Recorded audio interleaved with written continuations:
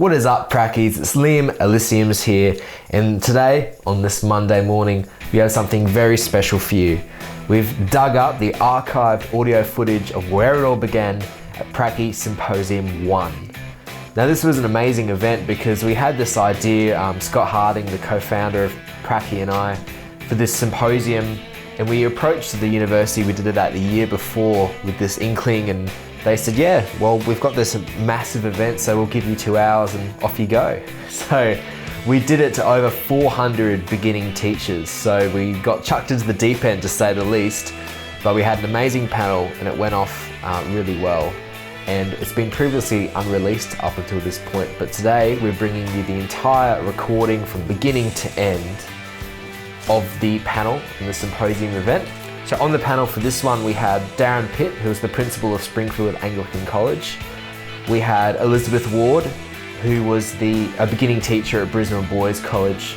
We had Scott Harding, who's the other co-founder of PRAC-E, who's a senior teacher at Springfield Anglican College teaching English and French.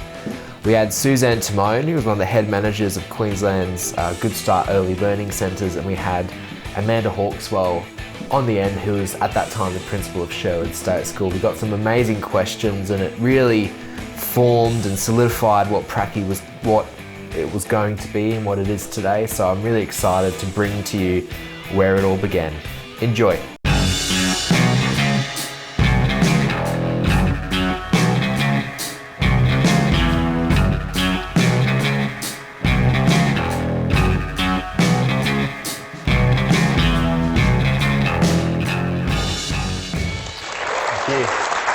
Thanks, Chris.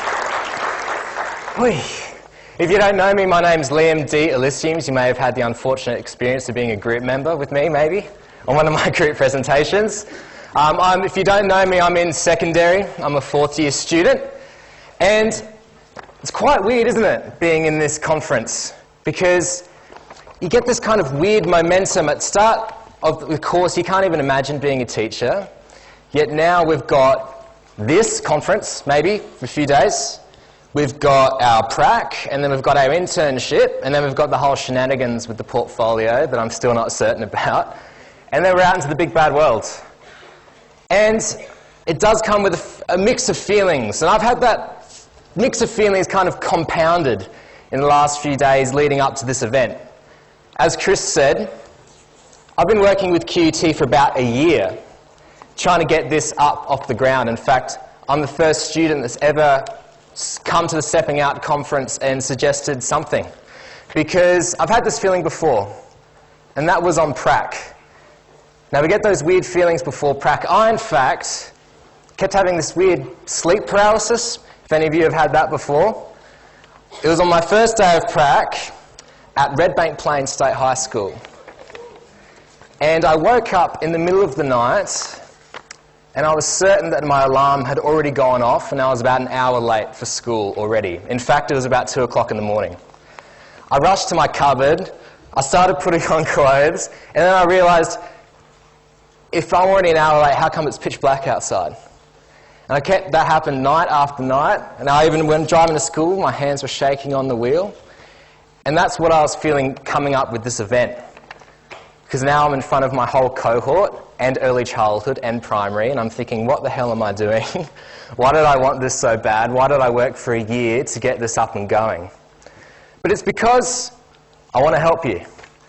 Now, with this conference, we've got people from different organisations, we've got groups of people from different groups, and they've been telling you their story. Yet, I feel some of them, to be fair, are quite removed from our cohort. You know those little questions that you have stuck in your mind about, what do I do if a kid throws a chair at me? What's the best thing to put in my resume? What do I even do in a job interview? Those little questions that probably don't get answered in lectures. Those real micro things that you may talk about with your mates, but they never get covered in a unit.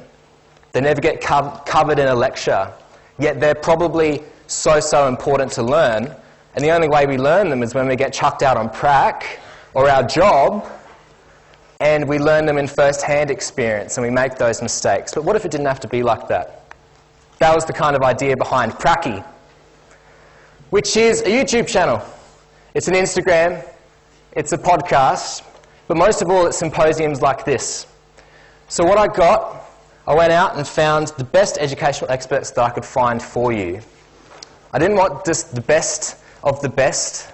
I wanted people from all different walks of life in terms of education, because sometimes if you're talking to, some granddaddy of the education that's worked in it for 80 plus years, it's kind of hard to connect with them. So I've got educational leaders, I've got people in the first few years of their career, and I've got myself as well, who's still a student. So, for the first half of this symposium, what's going to happen is I've got my lovely panel here. They're going to come up in a minute, and I'm going to give you the reasons why I chose them to be on this panel. And I think what most is important in something like this is if people talk about their passion area. If I got someone up, a first-year teacher, to talk about the intricacies of a car and QCAA, it'd probably put you all to sleep, and it'd put you there to sleep as well, because that has to be your bag. Yet these people have chosen and elected their passion areas to talk to you for a few minutes. So we're going to hear their passion things that they've elected. Next, I encourage you to ask questions. It's going to be like Q&A. I'll be Tony Jones, and we'll do Q&A like on the ABC. But for the time being, I'm assuming you all have devices. This is a bit different from the other symposiums that you've done, because I think it's kind of unfortunate that sometimes you want to ask a question, yet if the only way to ask that question is if you do it in front of 400 people and raise your hand, it's a bit intimidating, it's a bit shy. I know I've done that even yesterday. I wanted to ask a question, yet if the only avenue was to talk in front of all of you people, which is ironically what I'm doing right now.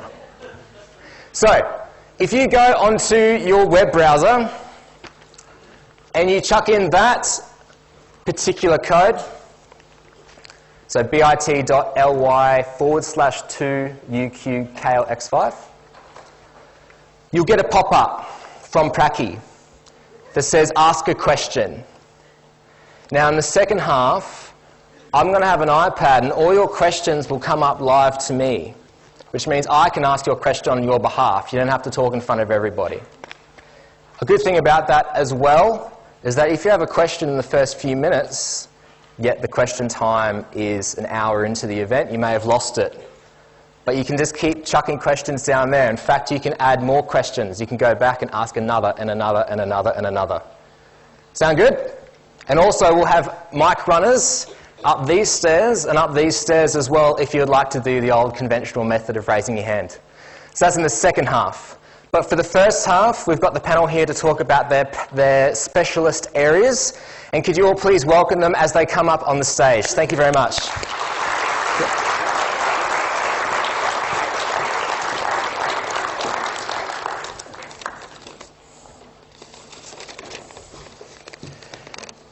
So first of all, the very handsome man on my left, I'd like to introduce Mr. Darren Pitt here. Now, Darren's the principal of Springfield Anglican College. He's had 24 years' experience in both England and Australia, and he's worked in 7 different schools as a head of faculty, a head of year, head of senior school, head of department, director of student learning, deputy principal, and now principal. He has a bachelor's degree in literature, master's in educational leadership, postgrad study in positive psychology, theology, and management. He's also a Tottenham supporter, I hear, and he loves coaching soccer. So those football people from the World Cup, ask any questions as well. Next we have Miss Elizabeth Ward. Now it's what I wanted to get a whole scheme of people. So we've got Darren, who's had years and years experience, but I think it'll be just as valuable to hear from Elizabeth. Elizabeth graduated in 2015 from the University of Queensland with a Bachelor of Arts Education, and in that short time she already has a permanent position at Brisbane Boys College. So one of the top GPS schools in Brisbane, and she teaches English and geography. So could I get a hands up who's secondary in this room? Big? Right. So Elizabeth, you go with that, with all your questions and your queries. Next we've got Mr. Scott Harding. Scott has 21 years experience working across both public, private and independent schools in the UK and in Australia. So maybe ask him questions about the difference between public schools and private schools. Scott has taught French and English. There you go, jack of all trades in BBC and TSAC currently, and is an expert in pastoral education. Next we've got Suzanne Tamone. Now hands up early childhood in this room. There we go. Suzanne's the Teacher Professional Learning Program Manager for Goodstart Early Learning Centres, which basically means she's responsible for the induction, mentoring and professional learning programs for early childhood teachers in Queensland. She's worked with QT as the facilitator of Mentoring Beginning Teachers Project, started her career as a kindergarten teacher and as an advisory teacher for the Department of Education and Training, and has recently completed her PhD investigating prep teachers' conceptions of their approaches to student behaviour.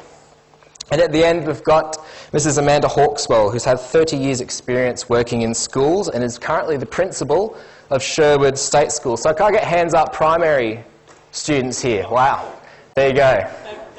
No pressure, no pressure. Began a career in Mackay, but has worked in many schools ranging in different socio-economic and cultural backgrounds. Her passions are ensuring that her students are lifelong learners, supporting her staff members and creating unified learning communities. Now Chris is going to give the panel a microphone. Darren is starting first. Is that all good to go? Now, Darren, your specialist area that you elected to talk about is school culture. I think that's really important because as graduates we're expected to just go and fling ourselves into a school next year, not really knowing the culture of the school or what the school's particularly like. It's quite different from PRAC, I'm assuming, to actually being a teacher. Now TSAC's quite a new school relatively, and you're a big one for creating school culture. What do you think is the importance of finding the right school for you as a graduate? Thanks, Liam, and thanks for the invitation to be here. Hello, everybody. So, great question. I asked to speak about culture because you heard my CV in short. I've been in my deputy head roles, director of teaching and learning roles, etc. I've been essentially sitting on selection committees and been responsible for recruitment of teachers probably for about 8 or 9 years now. In the car over here, I guessed that probably meant the appointment of 100 or so people, which means interviewing probably 400 or 500 people.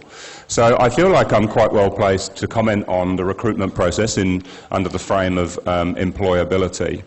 And I think culture is the key thing. There are certainly a number of different aspects to getting a job. But I think that one of the things that's really crucial is that you understand the school you're applying to, and that importantly, you only apply to schools that you feel like you could fit in. So it's possible for you to apply for a job in a culture that you don't understand or don't agree with, but that is a recipe for disaster. If you get to the school and your passions are not the school's passions, you are not going to fit, you're going to feel like you don't fit, and it's not going to be a happy experience. Now, I ought to just frame all of my comments by saying that I moved to Australia in 2005 and I've been working in independent schools since I arrived. So my comments are very much about independent schooling. I can't speak with any authority about government schooling, so apologies about that. But from an independent schooling point of view, the culture of the school is really transparent if you go looking for it, and I would really strongly suggest, some of the best advice I could give you is that you become familiar with the culture of the school you're applying to. Now, all independent schools will say the same thing, and that is that they advocate for a broad education. Of course they do. They advocate for the benefits of a good, robust academic curriculum, the importance of extracurricular sport and creative arts and outdoor education and leadership opportunities, etc., etc. All of those things are true. But if you dig a little deeper in the language of the school, from the website and other marketing materials, or speak to people who you know who might work there, you will start to understand a little more about what they're aiming to achieve. So, if you go to my school website, which is the one that I'm able to speak about with the most authority, you will find that we're very, very passionate about student care, which is the phrase we use for pastoral care or well-being, and we're very passionate about academic advancement and ensuring that students get learning opportunities that are suitable to their needs. And so if you were to come to an interview at my school, You would need to understand that culture. You would need to come prepared to talk my language. You would need to understand the things that I and my staff are saying in public places, so that when I meet with you, you stand out from those people that haven't done that. And believe me, most people don't. In my experience with the 400 or 500 interviews that I have conducted, most people don't know and understand the school they're applying to. They haven't taken the time to research it. And that's a crying shame. And I'll tell you that a recruiting panel, a good recruiting panel, can smell that a mile off. It becomes evident in the first few minutes. When you ask questions, the first question, I'll give you a heads up, the first question is nearly always going to be a question along the lines of, why did you apply for this job? And what we are asking you to reveal in your answer is that you share our passions. Now, I'm using these numbers, they're not very accurate necessarily, but of the, say, 400 people that I've interviewed who didn't get the job, I reckon probably 30 or 40 of them have answered the question, why did you apply for this job, with an answer like, because it's close to home, or because I need a job, and essentially the interview's over at that point. Okay, I'm not really paying attention anymore, and that might sound a little harsh, but that is because I want the answer to be, I share your passions. Because I want employees that share my passions are going to help me take the school in the direction that I want it to go in. So that might sound a little unfair to be dismissed that early in an interview, but just trust me that a busy recruiting panel who have probably, this is a practical consideration for you, a busy recruiting panel that have probably already spent 8 to 10 hours reading applications and are probably spending a whole day in interviews, by the time they come to you, are being pretty decisive. And if you say something like, it's because it's near to home, you're out. So let's flip that over and be positive. What I'm saying is, if you apply to a school, have a really good look at the language they use and ensure that you share those passions and that you communicate that early on. Okay, I'm not asking you to mimic my website. I don't want you to read it to me. I don't want you to have memorized it. But I want to get a sense that you agree with me about what I think schooling is. All right, thank you, Darren, for that. And that would be good to ask something along those lines in terms of what leaders of schools look for in job interviews. So just to remind you, you can ask questions during the entirety of this symposium online on that link that I sent you. So keep finding those, and we might be able to ask something, Darren, further along those lines at the second half of this symposium. But next we've got Miss Elizabeth Ward. Now, Liz, you've finished your degree in 2015, and already you're at Brisbane Boys College. We've had a lot of speakers today, in the last day, that say that, you know, a really great way to get a job straight out of university is to go rural. But you've stayed basically in Brisbane, and now you've got a permanent position at BBC. So your specialist area, I think, is setting yourself apart. Because when we graduate, sure, we've got a Bachelor of Ed, but literally so does everyone else in this entire room. And if that's your be-all and end-all, well, we've got 300, 400 people that has that exact same resume. So it's quite important to set yourself apart and have X factor. Now, you've succeeded quite early in your career. How have you managed to do that, and how have you managed to set yourself apart? It was really interesting actually reflecting on this, because I haven't thought about my first interview at BBC for a long time. So I was interviewed there in 2015, and I started my contract in term 2 of 2016. And I think the most important thing in hindsight is to actually set yourself up well during your prac. It is never too early. You need to be basically performing at your highest level all the time, because you don't know who's watching, you don't know who knows who within other schools. So a lot of it does come down to networking and being very involved in the school community you're at. My prac was at Bundamba State Secondary College in Ipswich. I was there for all up probably a year. I did all of my prac there. And during that time, I took a lot of time to actually go out and find a support network. Whilst my prac teachers were great, I found a support network of other teachers who had taught at different schools. I really took time to go into their classes as well and observe and have a look at their different pedagogies, what worked, what didn't, and also had a chat to them about their experiences at other schools and what other schools are looking for. So I was very lucky when the opportunity did come up at Brisbane Boys College. I was actually referred by a teacher who was not my prac teacher at Bundamba, and went in for the interview, and it was a very positive experience overall. And just as you were saying, it's incredibly important to actually have an understanding of the school's ethos and be able to kind of make yourself a part of their community as well. So understanding the school's mission statement is particularly important. I'm very glad you said that. And letting the interviewers know as well how you're going to contribute to their community, and also how you've been contributing to the community while you're on prac. So if any opportunity comes up at all, whether it's to supervise NAPLAN, whether it's to go to a sporting event with the kids on the weekend or something like that, absolutely anything, you need to be doing it, because you just don't know who's there or who you'll be able to talk to. I know that, not particularly in education, but I was trying to get job after job after job being a barista, and I just couldn't get anything, not even at McCafe or anything like that. Yet the only way I got a job was a friend of a friend. So I think networking, like you bring up, Elizabeth, is so important, especially in an educational sense.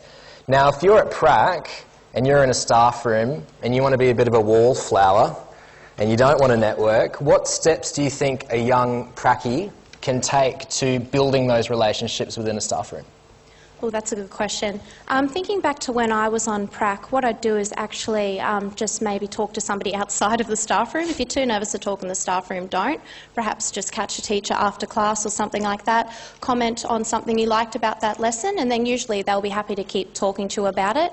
Or another way that's really useful is ask them for a resource they use during a lesson. Tell them how much you liked it. Ask them if perhaps they can help you utilise that in one of your lessons. Fantastic advice. So if you want to ask Elizabeth about setting yourself apart or things that you can do above and beyond just our course, that'd be a fantastic question to ask. Now, Scott, you, like I said in your introduction, you've been a jack of all trades. You've worked in public, private, independent in the UK and Australia.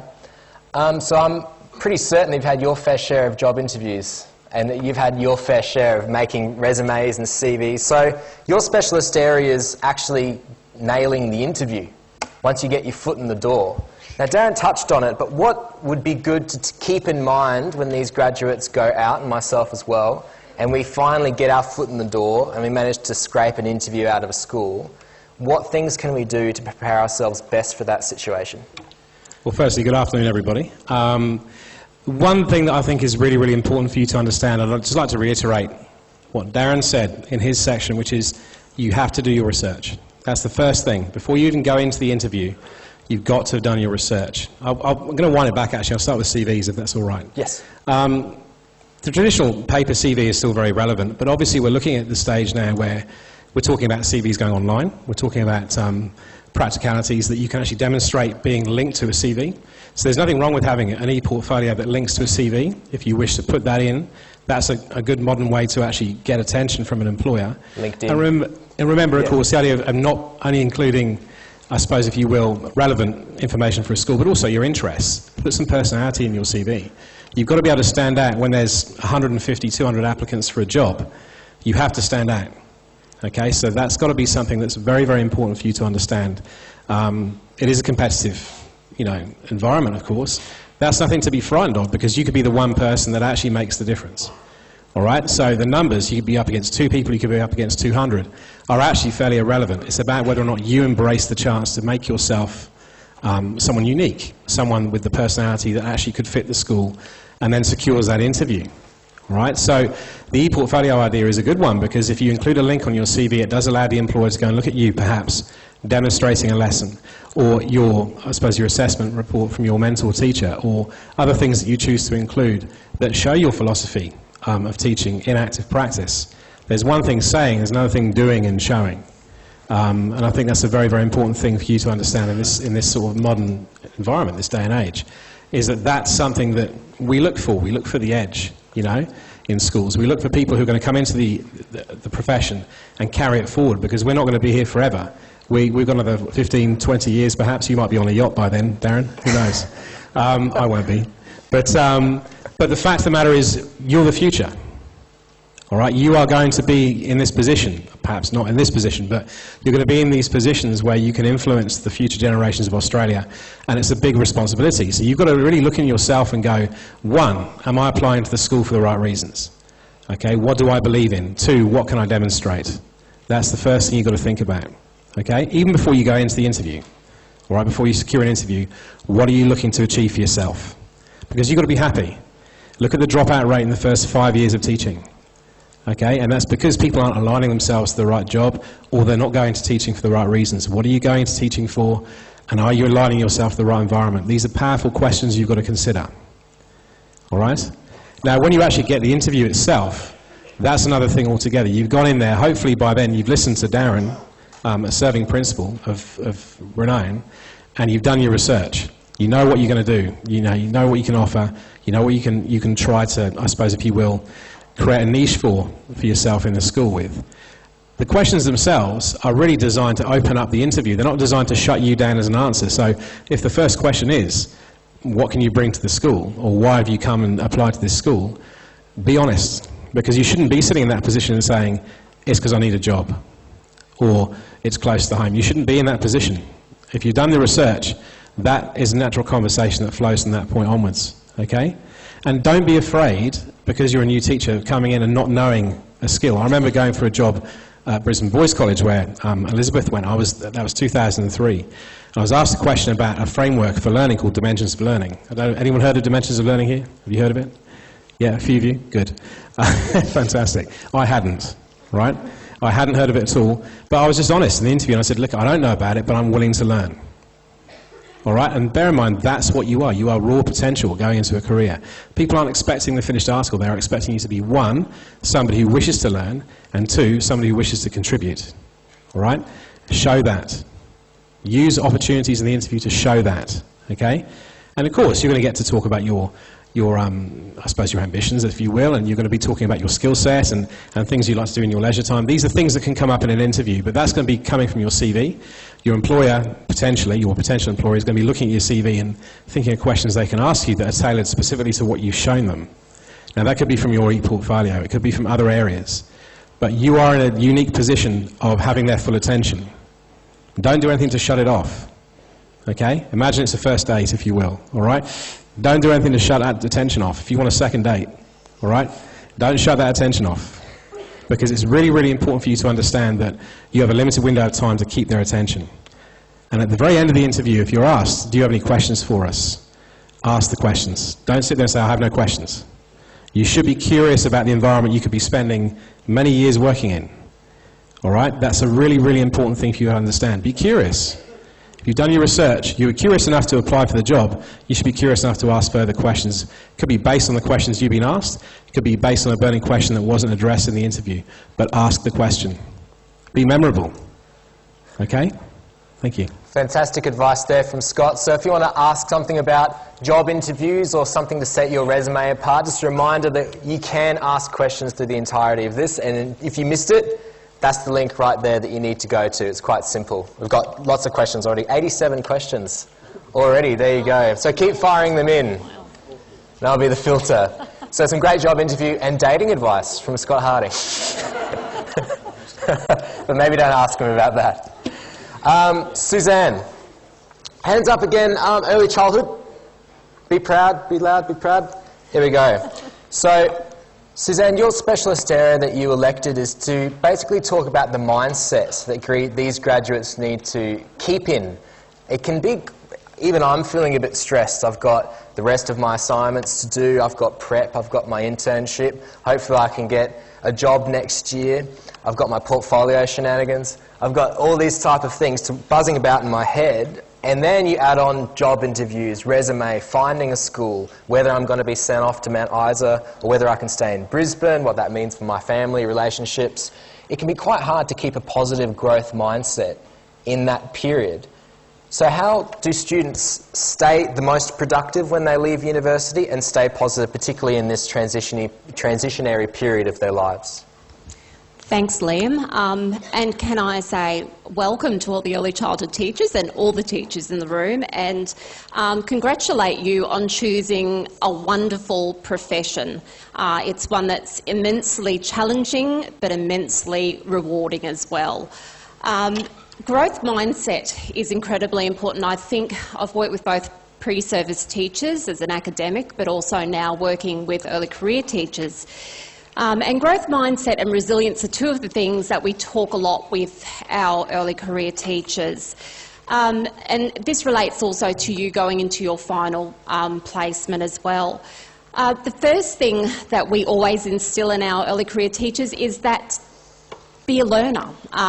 As I think you said, is they're not a finished, you know, we're not expecting you to be a finished product, we're expecting you to be a great learner.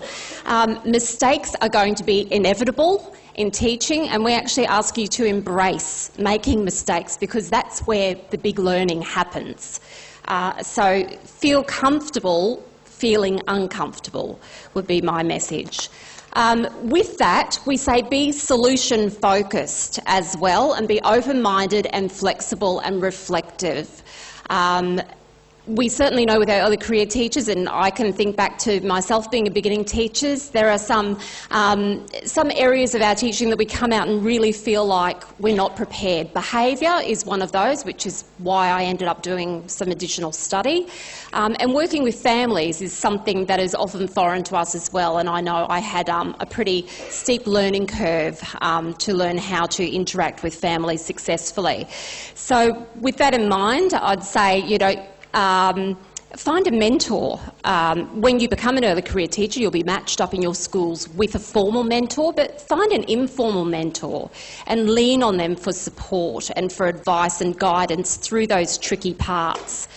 I would say also take risks. That's really important in your teaching. Step outside that comfort zone. I was reflecting back when I was thinking about this question, M. Scott Peck, who said, ships are safe in the harbour, but that's not what they're built for. For us to be great teachers, we need to take risks. And sometimes that's really hard when we're a novice and we feel like, you know, I actually want to look like I know what I'm doing. But taking a risk sometimes, even if it goes wrong, if you can reflect on that, think about, okay, well, what could I do so that it could, I could improve upon that? Mistakes are not a problem at all. Regarding resilience, relationships are really important to our new teachers. I always say breathe and develop those relationships. The relationships you have with children and families and setting those up are fundamental, and they help your well-being in the classroom as well. We know through research as well that it's really important that you nurture the relationships while you're on PRAC and as an early career teacher in your personal life as well. So surround yourself with really good people and lean on them as well. Work-life balance is really important. We know that that's a huge problem for our teachers, particularly around attrition. So you'll need to learn how to prioritise, because there's lots of things you'll want to do. You'll want to do everything, in fact, particularly if you're on contract and you're wanting to secure that next contract. Don't try and do everything. Be very strategic about what you do. I say to our early career teachers, leave your laptops in your centre, close them, leave them, go home. I know that's a hard thing to do because you always have so much that you want to do, but it is really important for your mental well-being that you are able to switch off, go home and enjoy those family relationships that you have.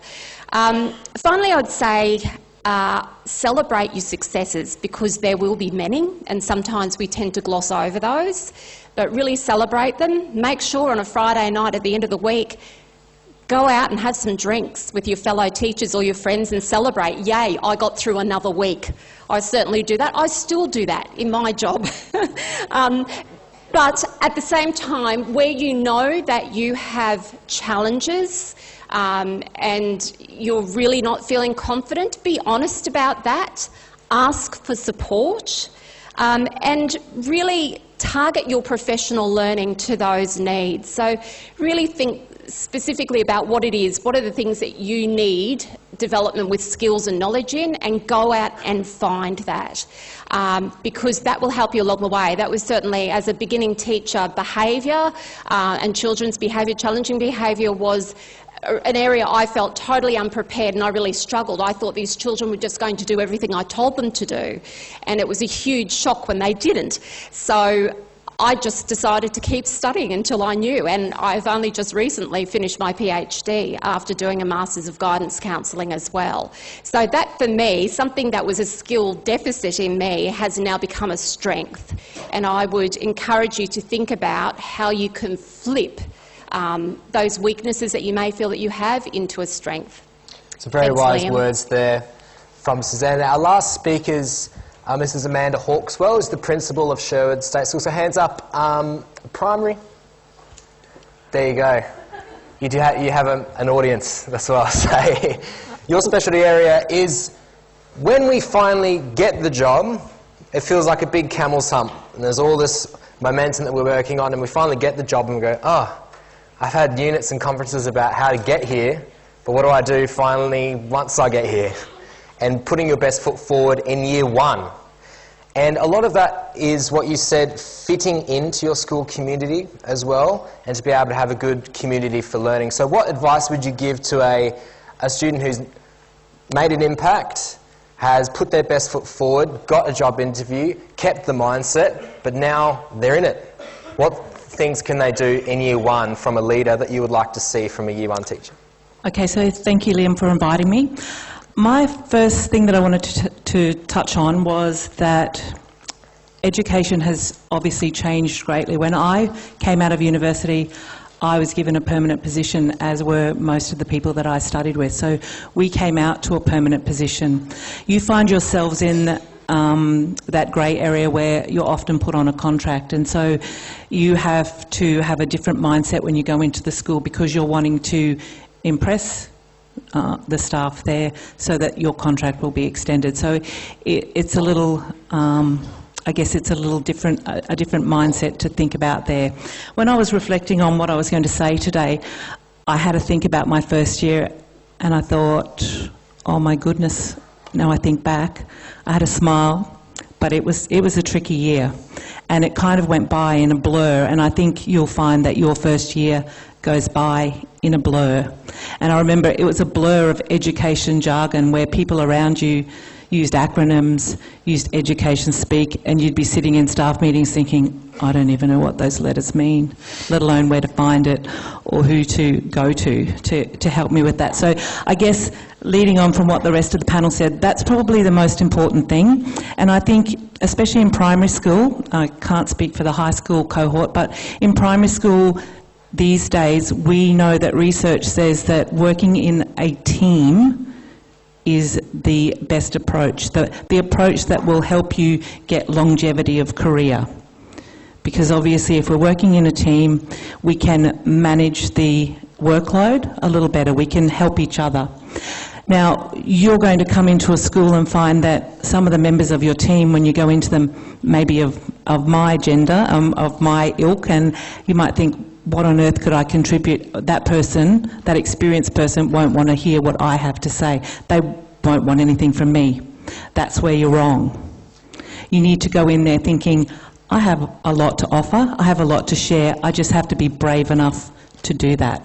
Because most people, even the most experienced teachers, all they want to do is be a learner as well. So every day I learn something new. And I get the most pleasure from going and watching PRAC students, in fact, because it helps me renew, and it also allows us the privilege of saying, oh, that's right, I'd forgotten that I even do that. Because when you become an experienced teacher, often it becomes quite automated. You do that behaviour management strategy without thinking about it. So when you have a new teacher to your team, or you have a PRAC teacher as an experienced teacher, it is quite good to reflect, and it also makes you feel quite proud. You think, that's right, I do those things. Or sometimes I think, oh, I forgot that I could do that. I might bring that back into my practice. So you're value adding to your team, just remember that. The other thing that I said is that you need to remember that as part of a team, you have to be able to contribute. So be collaborative. Don't let your fear of getting things wrong or not knowing things inhibit you from collaborating with others, because They know that you don't know everything. When you come to a job interview with me, I know that you don't know everything. As we said, we want you to be somebody who is willing to contribute. We want you to be somebody who wants to learn. And for me, I want you to be somebody who really wants to build a relationship with every student in your class, because that's what I'm looking for. I'm looking for somebody who really wants to connect with those children, because that's what they need. So if you can show us that, and then you can show your team that, your team will be willing to bring you along the journey with them. They would be more than happy to learn from you. And what I've found in the workplace that I'm in is we, as a leadership team, look at connecting people who will make really great teams, because we know that that will lessen the workload. We know that it will increase the output, and we know that it will increase the engagement of students. So be one of those people. Also connect with the community. So if you're about to go on PRAC, when you're on PRAC, do those things. If there's a disco or there's a fete or there's a community event, be part of it. Even if it's not the year level that you're on, offer to go there and be on a stall or take the money at the gate of the disco. Get out there and dance at the disco. The children aren't going to care that you dance like Elaine from Friends. They're not going to care. They're just going to care that you're there. So then I put down my top 5. So I said my top 5 tips, and I'm going to read them. I also said ask for a mentor. They'll link you with somebody. Go to your principal or your DP. I said don't be afraid to contribute. Ask for a KLA role. Get involved in school life, so students will love to see you at any of those events.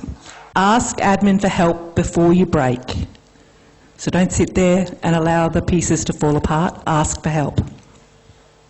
Because that really is our job, is to help.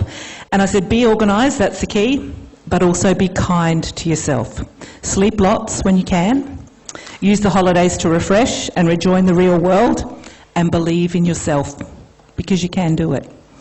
And people just want to help you with that. So that's my comments. Fantastic advice. So can you just give a hand for all the panellists?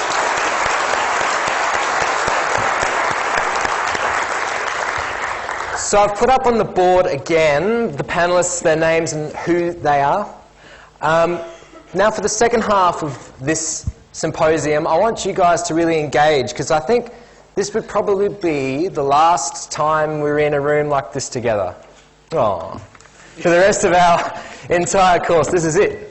And I know, like, I was in the audience for day 1 and for day 2. You kind of feel a bit weird, you kind of get a bit shy and kind of a bit awkward, but this is the last time. And we're not pushing an agenda. I'm one of you. I'm literally one of you. It's one of those, I just want to cover those little things that are causing you a bit of stress and actually help you out. I'm not trying to sell you anything. It's literally, I've got a panel of experts here. Those little things rattling around your mind, get rid of them. And just, even if you feel it's a dumb question or it's been answered a million times, like I was still confused about what a portfolio was yesterday. So don't feel embarrassed and don't feel shy about asking a question. So we have Courtney, where have you gone? Behind me. Courtney will be up and down this staircase if you'd like to physically ask a question and show your face and network with some of these experts on the panel. And Jamie, hands up Jamie, there will be on the left. So find your runner and attract some attention, and we'll just jump between the two. So if you'd like to ask a question, if you'd like to go up the stairs now and just try and find someone, get their attention. In the meantime, we have 121 questions online. Oh, wow. So hands up if you want to ask a question first. Come on Jamie's side, you can ask a question.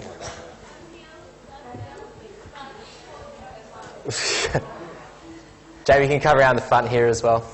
But first off, I'll ask some questions that we've been getting on our link. I might put the link up again if you've missed it.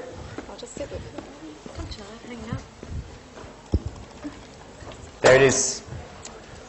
So if you've got a question you'd like to ask, go to that link. It's very simple form, easy as. The first one is about moving around, basically. I think it'd be interesting to see the percentage of us next year that get to stay in Brisbane. Some of us will go rural, some of us will even go overseas.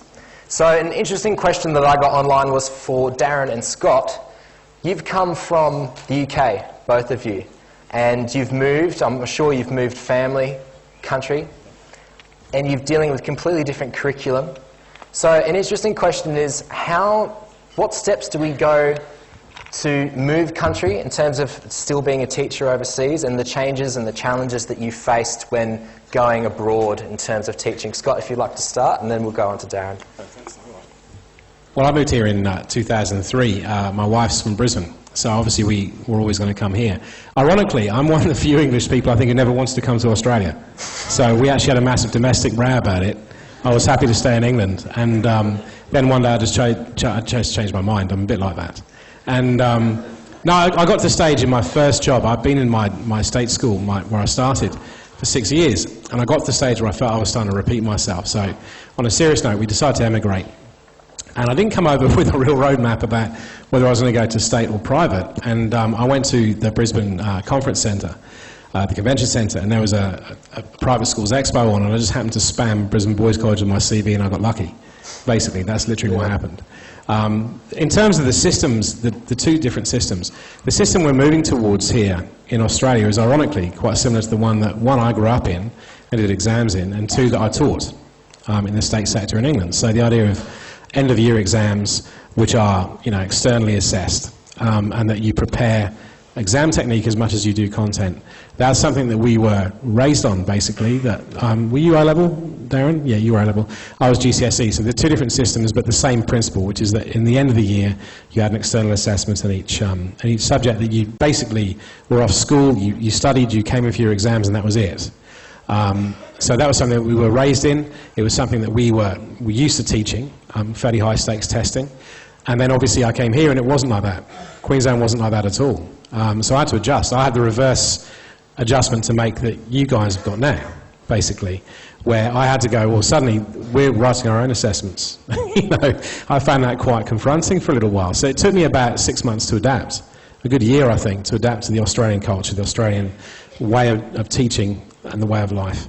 On the PGCE, which is the English equivalent of your degree, you do your subject specification. So I did an English and French degree for 4 years. I spent a year in France. And then I came back and did a year's conversion to be a teacher, secondary school teacher. I think, Darren, you'd have done the same. Is that right? So obviously, for us, it was about our subject discipline and being experts in that. And then the teaching came secondary to that. So it was something that, again, you learn on the job. You learn some hard pracs occasionally. That the method you thought would work really doesn't. Yeah. Yeah. Darren, what experiences did you have emigrating from England to Australia? You've worked your way up and now you're a principal of a school. I'm sure that didn't happen just naturally. So what steps did you go to emigrate and the challenges that you faced with that? Okay, yeah, it's a great question actually, but I guess my answer in a nutshell is I wouldn't worry about it. First of all, we came to Australia. My family came to Australia in 2005. We moved to South Australia. I lived in South Australia until the end of 2016, and I moved to Queensland in 2017. Moving from England to Australia presented some challenges with curriculum, with terminology, and things like that. And ironically, moving from South Australia to Queensland presented similar problems. But that's not what teaching is about. You're all smart people. You'll be able to pick up terminology. You'll be able to learn from your colleagues. I really wouldn't worry about things like that. Good teaching is about relationships. And within cultural parameters, because I'm sure that I'm talking about moving from England to Australia and from South Australia to Queensland. I'm not talking about moving to some other countries where I would not have access to the first language, for example. That would be different. But within the framework of what we're describing, Scott and I are describing, good teaching is about relationships. If you are able to build good relationships, and those are relationships with your students and with your colleagues and with the parents, particularly if you're an independent school, but not exclusively. If you're able to build those relationships, you'll be an effective teacher in England or South Australia or Queensland, because you are relying on your abilities to get the best out of other people. That's your job. It's to get the best out of the students that are in front of you. Build relationships to do that, not curriculum. All right, we'll jump to some questions from the crowd. Jamie, you had your question? Hi. Thank you all for coming out. It's really cool to hear about all your experiences and sharing your testimonies with us. I have two questions. One is for Scott and Darren, and the other one is for Liam. So, sorry to throw a bit of a spanner in the works, but the first one, Scott and Darren. In terms of key differences between, say, the Australian way of doing education and, say, the English format, what would be your best advice for someone that is looking long-term to get out of the Australian system and work their way into the English system or, teach abroad? What's your name? My name's Luke. Okay, Luke. Great question, and I don't mean to belittle the question, but the first thing I would say is, why would you do that? Because asking two people that moved from England to Australia, I would say to you that moving to Australia and living and working here is the best thing I've ever done. So, however, there are lots of positives of living in England, and so I can see why you might want to do that. Look, the English system, I suppose, my first observation would be that the notion of independent schooling and state schooling are very different between Australia and the UK. So I was a child in England. I didn't leave until I was 35, and so I worked there and I was a student there. And everybody I know went to a state school. So going to an independent school isn't really a thing in England unless you are mega rich. Okay? Now that's not the same here. There are lots of accessible independent school pathways for parents. Obviously sacrifices need to be made, but it is accessible. And so if you go to England, you are almost certainly going to be working in a state school, a government-run school. And that brings with it great adventure and great challenge, frankly. And so you would need to be, I talked a little bit about research earlier on. My advice to you would be to do some really hard research about the areas you are applying to work. Because I always like to be positive, but I'm not going to lie, and I'm going to say that some of the places that I worked in England were not easy. Okay? Thank you very much. All right. I'd second what Darren said. I actually went to an independent school on a scholarship, so I was very lucky. But the honest truth is, who's a big Harry Potter fan here? Harry Potter? Muggles, non-muggles? Yeah? Yeah, I got a bit of that going on when I went to independent school, because I came from a normal background, basically. I got lucky. What Darren said is absolutely correct. There's a massive, I mean, it's big here as a difference, but it's huge. If you go to the UK, it's like Ivy League. It's completely and utterly different. Okay? 99.9% of us will teach in state schools in England. All right? And there's some magnificent state schools in England. Don't get me wrong. There's a lot of privatisation of education in England too. So you look up the idea of academy schools, which are privately run, basically by business. So they have a certain ethos, again, that you would really need to research before you applied there. So, the idea of free schooling is something that's become huge in England now. So there's a lot more diversification of education in a country like England. And you've probably seen that with like Finland and other countries as well. But be very, very aware, if you are going to go overseas, that education systems are not the same as here. You need to do your research, I'd say even more carefully if you're going to do that. And it's a fantastic experience, don't get me wrong. What we said about emigrating to Australia was true for us, but the reverse is also true for some of you out here. You'll go to another country and you'll love it. You may well settle down there forever, but you do need to do your research. Thank you very much. Second question is for Liam. I think it's great that we've got all these panellists here, but we haven't actually heard much from you. So I was hoping that maybe you'd be able to tell us what are some of the key things that you've learned from the 5 awesome panellists that we've got here, and how are you trying to, let that inform your future? Well, first of all, the reason I'm speaking least is because I thought I was the least qualified person on the panel. So it would be funny to bring in all these specialists and then I talk for 2 hours and they go, oh, okay. Basically, what I've learned the most is the power of networking and the power of the people you know. It comes up so often when you talk to people about how they got their first opportunities. It's always through a friend of a friend. Or, like in Elizabeth's case, I knew this man in the staff room and he used to work at BBC, so when a job came up he suggested me, and you get those funny sort of coincidences that come along. And to me, I'm quite a shy person. I'm quite introverted. I think I know about 2 of you. So to me, it comes quite unnaturally to go into prac and then suddenly be Mr. Cool Guy and be, hey, and like kind of start being everyone's best mate. But there is an art to it, and it's always about putting yourself out there, because I'm kind of a bit hesitant in believing in introversion and extroversion. It's almost like a skill. So that's probably what would be my answer to your question. For the rest of this, we've got 137 questions now. So what I'm thinking is the panellists will limit our answers to about a minute, and then we'll just try shotgun as many as we can so people can get the most out of this. Jamie, if you want to look for another question. And Courtney, you had a question up the back. No? No more? Answered? Okay, so this one's to Elizabeth from our online questionnaire. We've heard a lot about, to get a job, we almost have to get into the rural system, and if we want any sort of permanency, that's basically what we have to do. And if we want the so-called great schools in Brisbane, that you're either not going to get a look in, or you're going to get just substitute teaching, or you're going to get some real minuscule contract or something like that.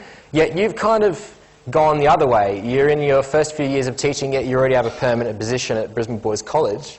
So the question here was, what best advice you would give to some people here that want a permanent position in a really quote-unquote high-end school in Brisbane?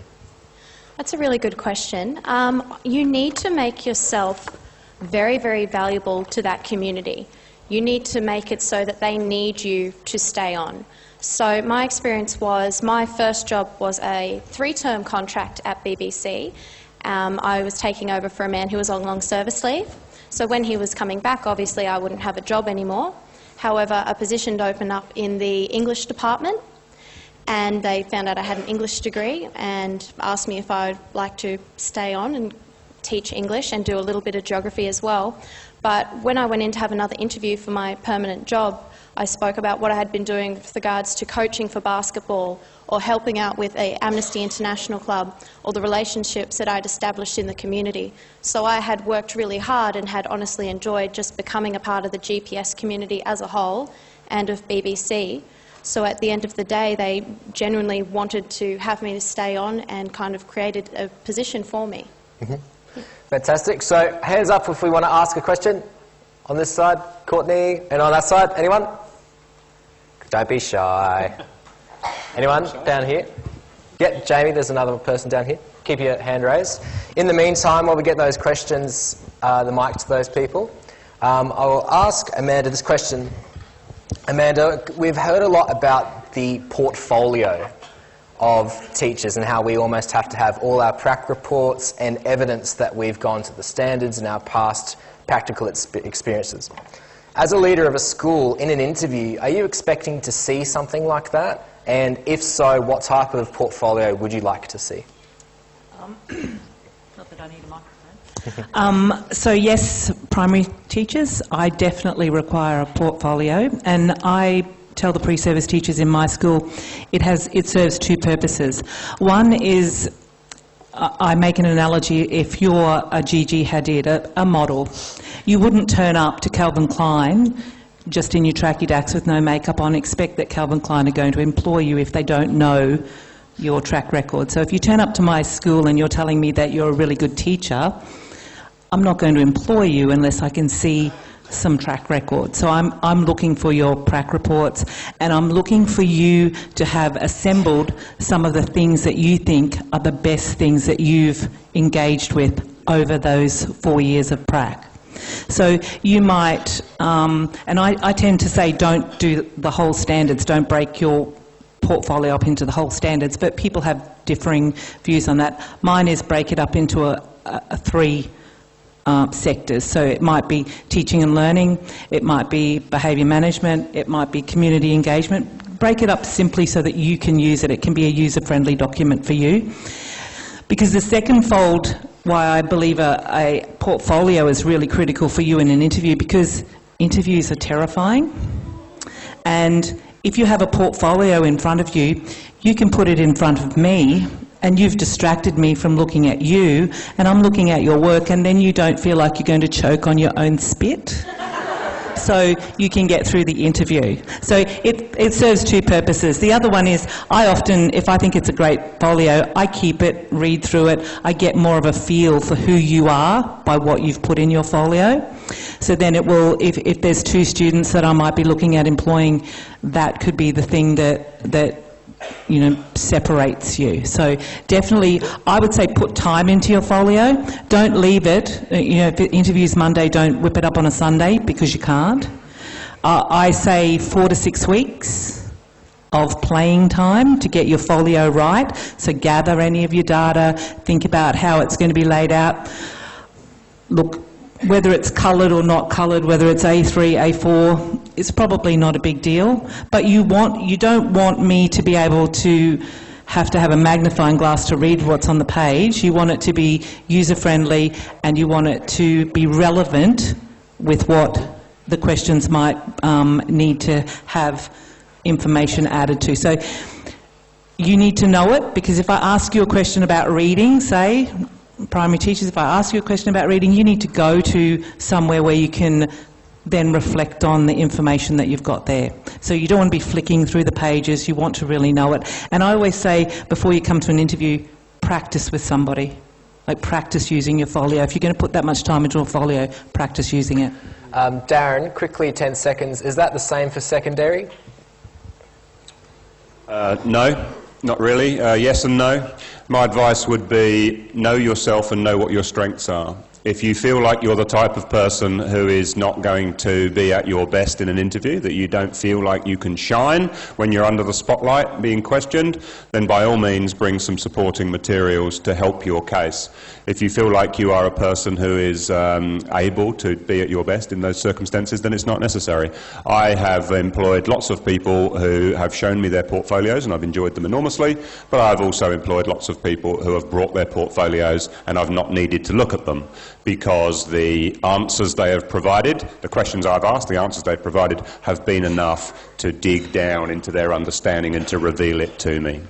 Fantastic. You had some physical questions. Courtney, where are you? Yes, got some questions. Hi, my name's Veronica Treasure. Thank you for taking my question.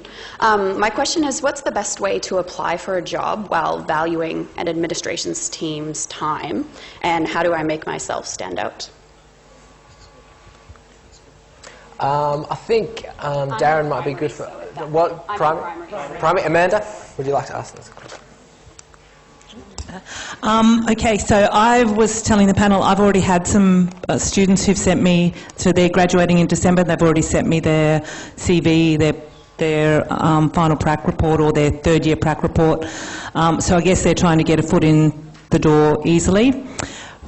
For primary, I guess it's a little different to secondary. What I would say to you is the PRAC school that you're going on now is probably your most critical PRAC school.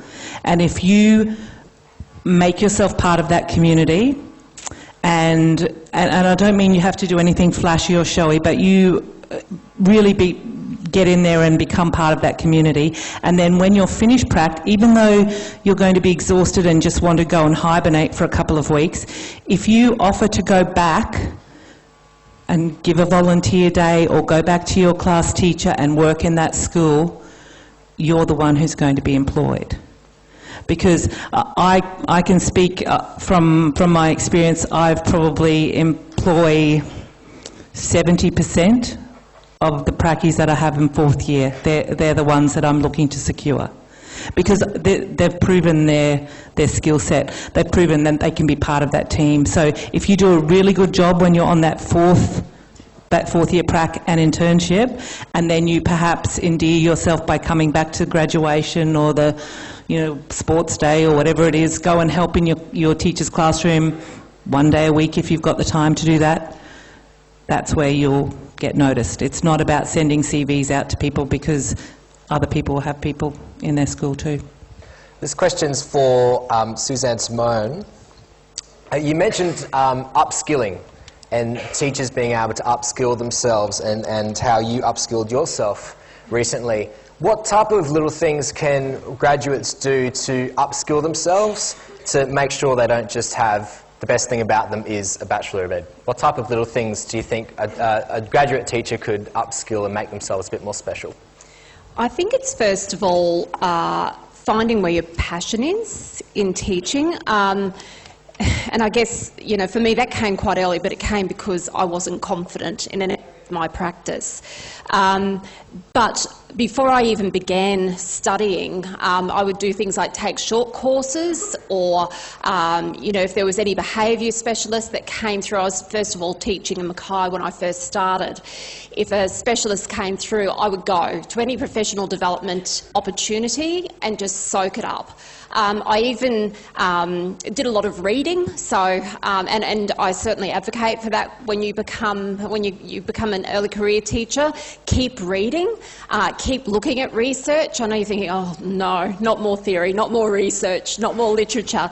It is really important that you stay up to date with that, because it helps frame your thinking and gives you options when you think about how you're going to practice. But I think it is, those professional learning opportunities are really important, and I would say if you have the opportunity to study further, do so, because it opens up career opportunities for you as well. So although I started as a kindergarten teacher, I decided to study my Masters of School Guidance and Counselling because behaviour was an issue for me. I then taught in Redfern, so I continually challenged myself to get better and better at something that I wanted to know more about. And then I worked as an advisory visiting teacher for behaviour, and now in the position that I am, I work to support teachers' professional learning. So there is a career path that you can have beyond teaching if that's what you want. And while I wasn't even thinking about that as an early career teacher, certainly, you know, by the time I'd been teaching for 5 years, I was thinking about what's next. I think I'm a pretty, I probably have ADHD, I think, actually, because I just continually get bored. And I'm like, what's next? I need another challenge. And if there's not a challenge, I'll find myself a challenge and put myself somewhere to be challenged. But that's where I think you get the most out of your career, is when you have that challenge and that you're continually growing.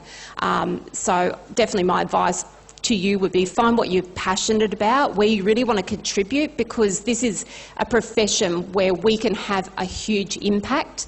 For those early childhood teachers, we know those first 5 years of a child's life are foundational for their development, and we set them up for life with their learning dispositions and those skills that they will take into the future. So find where you can make an impact, because I guess that's what keeps me ticking, and I think what keeps a lot of people in the profession is that you know you're actually making a difference. Right. Amanda, you wanted to quickly comment? I just wanted to clarify for the primary teachers, when you get into the Education Queensland system, they have a funding now called Mentoring of Beginning Teachers. So for the first couple of your years within a school, the school actually receives money to ensure that you get continued professional development. So that will be part of the process for the first couple of years. And then for all schools, I would imagine professional development, I know at my school it's a really big bucket of money. Fantastic. We got a question over here, Joe. Hi, this question is for either Elizabeth or Scott. I was just wondering, teaching outside of the areas that we're trained in at uni, how do you ensure you're successful when you're asked to teach outside of your areas, and how do you bring passion through for something that's completely new and you're still learning? So Elizabeth, this would be good for you, because you initially started, probably your special area was history, and now you kind of, English, sorry. Geography, and you're, actually, initially, yeah. And you're creeping more into other subject areas. How, like I was forced to teach geography on my prac, and I've never even touched geography. So how best do you go about that out in school? So how to jump between subjects. Yet again, this comes back to having that really, really strong networking system. So try and get as many resources as you possibly can of all the other teachers who have been teaching that subject already. Try and familiarise yourself early on with what the assessment piece at the end of the term is going to be as well. That's very important. You do need to backward plan.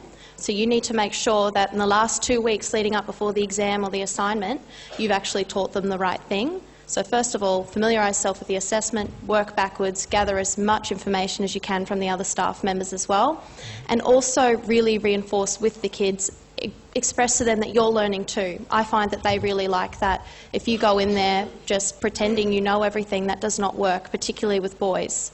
So you need to let them know that you're learning as well. If we have any questions and you as a teacher aren't sure, we're going to find out together. And that's also a really good way to teach kids inquiry-based processes as well. Yeah. Scott, have you taught outside your specialised area? When I first got to the country, I got we got a 6-month contract in a Catholic boys' school, independent school, for Italian. I don't speak Italian. I told them I don't speak Italian. They went, "You speak French, that's close enough." I'm serious, right?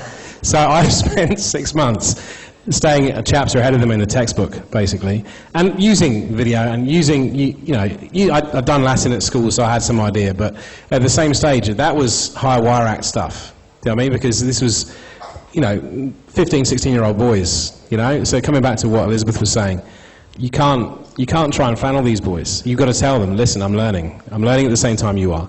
And it's almost the same advice I give you about interviews. Don't try and whitewash something. Be honest. Okay, honesty is the best policy all the time, all right? And as long as you are competent and you've stayed and you're organised and you're professional, you're going to get through it and you're going to be fine. And in fact, you'll probably really enjoy it. That's the honest truth. Another story, when I was at school, was the head of department at BBC of Humanities was a senior school, and he got his substitute roster came up and it said grade 1 music. And he went, "What? Are you having, this must be a joke." And he's like, "No, I fully expect you as a senior teacher to go and cover this grade 1 music class." And the last time he sang nursery rhymes was probably, to his kids. So he networked, went to the junior music teacher, and they're like, "Yeah, they're doing Puff the Magic Dragon at the moment. Take the textbook." And he was like, "All right, kids." And I'm not sure, I'm secondary, but with early childhood, he said, it didn't matter what he did, so he got through it because they would just ring out and go, "My dad's a fireman." And it's cool, awesome. And so, but he relied on other staff members to get through in that particular situation. This question comes from the online form, mainly to Amanda and Darren. I know during my course, it's pretty much impossible to get a 7. I mean, you can, but if it's on group projects and something like that, it's pretty hard to get consistently a really high GPA. And then sometimes it just may be a bad day and suddenly you get a 4, you get a bare pass, and then suddenly your GPA looks horrible. When we go out and we're trying to get jobs, how much do you pay attention to our actual marks at university in terms of our grade point average? Amanda, do you want to start, and then Darren in the secondary? I know as part of the form that I have to send into the Teacher Applicant Centre, I actually have to write down your GPA on that. And it's funny because someone asked me that the other day, would I take someone with a GPA of 6 or above over somebody with a 4? No.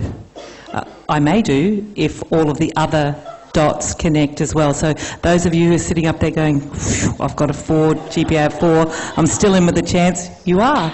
I would take someone who can show me they can behaviour manage and are willing to contribute over somebody who has a high GPA.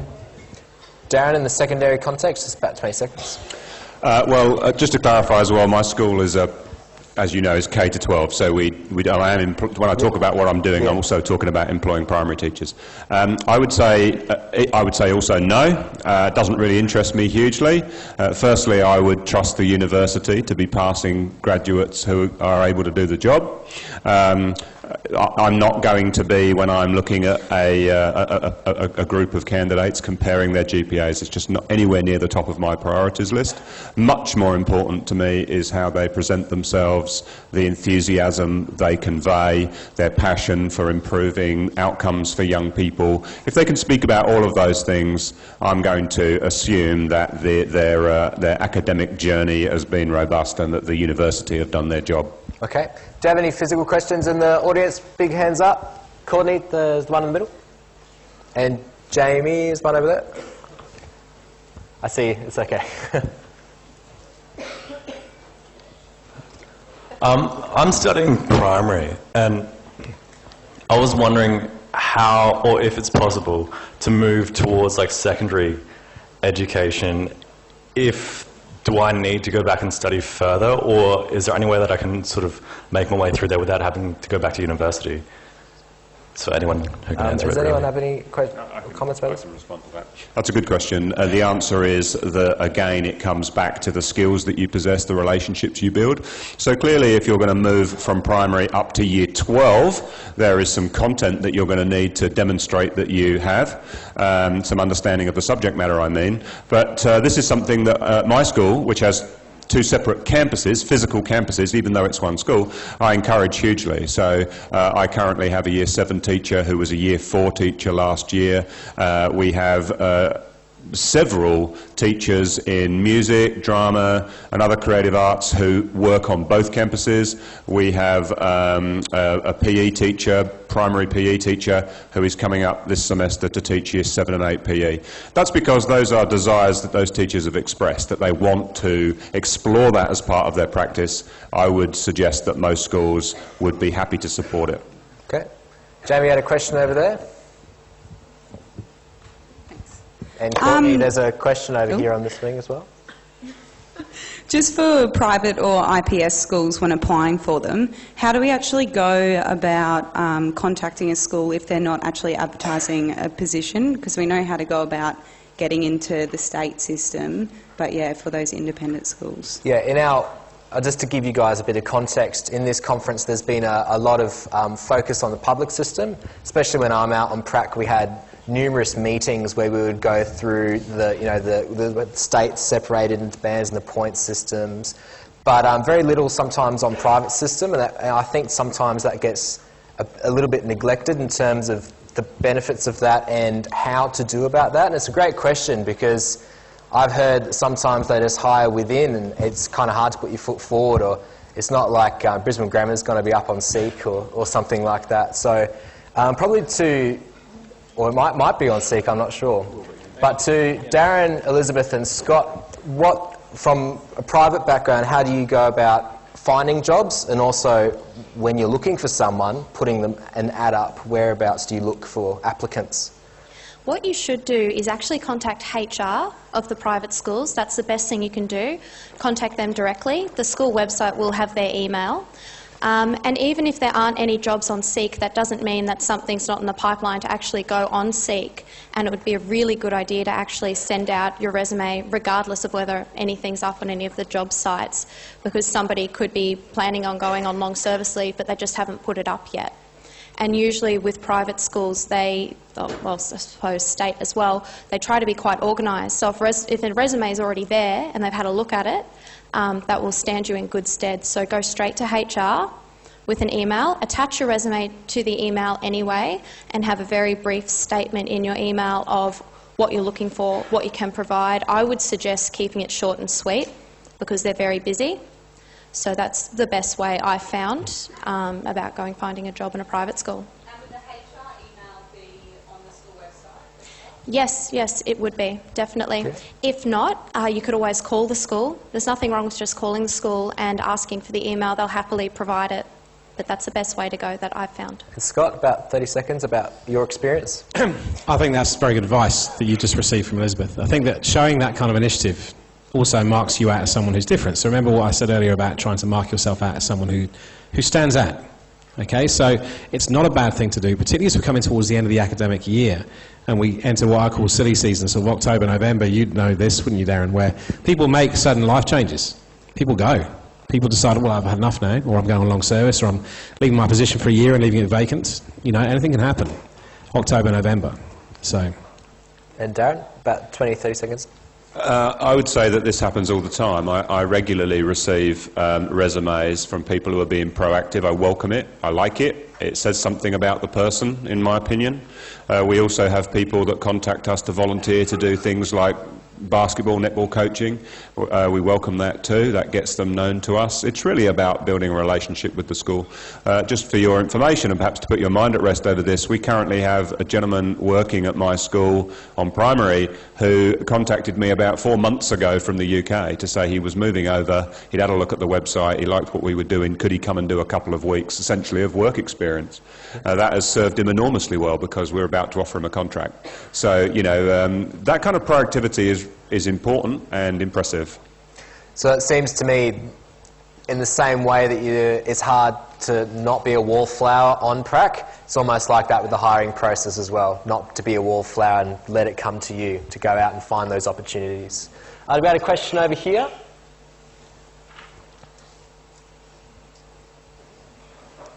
Hi, so just with behaviour management, is that something we're going to put in our behaviour management philosophy? Obviously we're going to look at the school and see if that aligns. Is that something we're putting in our CV, talking about in our interviews, things like that? Are you primary, early? Primary. Primary. So Amanda, this might be a good question for you. So I would suggest that you put down some strategies that you've used or experienced on PRAC and be able to talk to those and explain to me how that might look and feel in a classroom that you have. That's what I'm looking for. I'm not looking for you to be the expert and be able to wrangle all the children that are going to be in front of you, because there are some really complex cases that you're going to come up against, but I'm wanting to know that you understand how you're going to make a classroom look and feel in a certain way and how you're going to engage those children. That's what I'm looking for. Okay. This question's for Suzanne. It's quite sometimes awkward to find times to do further study. I know I'm looking into doing masters, but you have to think about whether I could do a full-time job and do a masters as well, or what the implications of that is when you're working full-time, or should I take a gap year, do further study. What would be your advice about the best time to do further study if people want to go ahead and follow your route with masters, PhD, something along those lines? What would be your advice for finding that best time? Do it before you have children. Or do it when your children are young. That's what I found is I studied basically all through my teaching career, and I found it easier when I was married without children. But then I studied again and I began my PhD when my children were quite young. And that was actually worked quite fine as well, because I was at home with them, and I found that they were quite easily entertained at that time, particularly with food and different activities I'd set up, and I could get a little bit more writing done, or I would actually write late into the night and then sleep in. A supportive partner really helps there as well. My children now, so it's taken me 7 years to complete my PhD, and my children now, I've got one in year 11, one in year 8 and one in year 5, and it's probably the last couple of years have been a big struggle. I made the mistake of thinking, oh, you know, as they get older it's going to get so much easier, when in fact it gets a lot more difficult, because they actually need you more, I find, and the problems that they have quite often take a longer time to solve, and also a lot of taxi driving in between. So think about the right time of life to do it, but certainly I think, if you can do it before you have children, that's often a successful time to do it. Okay, fantastic. A bit of a logistical question. Like you said, Scott, it's a bit of a silly season at the moment, and no one particularly knows when they should start reaching out to schools, whether it should be now, whether it should be around our internship or even next year. And also, fling into the mix holidays, if people are going away around this type of time, how best to kind of sort that out. So maybe to Darren or to Amanda or to anyone on the panel that may have an insight into this, when do schools start looking for people, and what can someone do if they're away during this period, or something comes up where they can't be in their city, or they're on holiday or something along those lines? It's hard to answer. I'm sorry, that's not very helpful. But we have a variety of reasons why we employ. So we plan for growth. So next year, for example, at my school, we will be adding another Year 6 class to accommodate our enrolment growth. So I can begin to plan for that now. That's fantastic. Everybody in a school loves the ability to plan and get ahead of themselves. But equally, I had a person who had signed a contract and was due to start today, who pulled out of that contract yesterday. So this morning I was scrambling to find somebody to fill that spot, which isn't easy. So there are two extremes. I suppose the bulk of employment opportunities are planned, and I would say therefore that probably early to mid-term 3, which is now, the beginning of that season would be now, you can start to see those planned opportunities on Seek. But don't rule out last-minute opportunities, particularly if you are prepared to jump in and do a 4, 5, 6, 10-week contract, just as a way to get into a school and to give them an understanding of the skills you've got, because if you're prepared to do that, that is really helpful if you're flexible. A question for Suzanne. What would be your advice to someone that wants to do early childhood but more in a rural setting? So if they want to go out and they can't do, or they want to network somewhere and maybe not do something central, what can they do to go and find early childhood centres kind of out in the sticks a bit more? Look, there are definitely great opportunities to go rural in early childhood in the before school sector. For instance, I know in Townsville at the moment we can't get teachers at all, so we've got kindergarten classrooms sitting without teachers. So there is lots of opportunities. I would really encourage you to do that. I think we both said that we had our first teaching experiences in Mackay. I was a kindergarten teacher up there, and it was the most wonderful experience. It is a challenge because you are often leaving friends and family if you're from Brisbane, but it's still worthwhile doing because they have amazing networks up there. I know in Mackay they had a great, which they still do, excellent early childhood teacher network, branches of Early Childhood Australia, Early Childhood Teachers Association, which you can join, and they become like family. Because they are small areas, you often know all of the teachers and all of the schools as well, and you make great connections with people. So they're very supportive places to teach. So I would definitely recommend there are opportunities, and they're certainly worthwhile taking. Right. And unfortunately our last question, we could be here all day, but unfortunately our last question to Scott and Darren: were you devastated when football didn't come home? Shall I take this one? It never comes home. It never finds its keys. Yeah, it's too soon. I'm not talking about it. Can you thank our panel for the questions?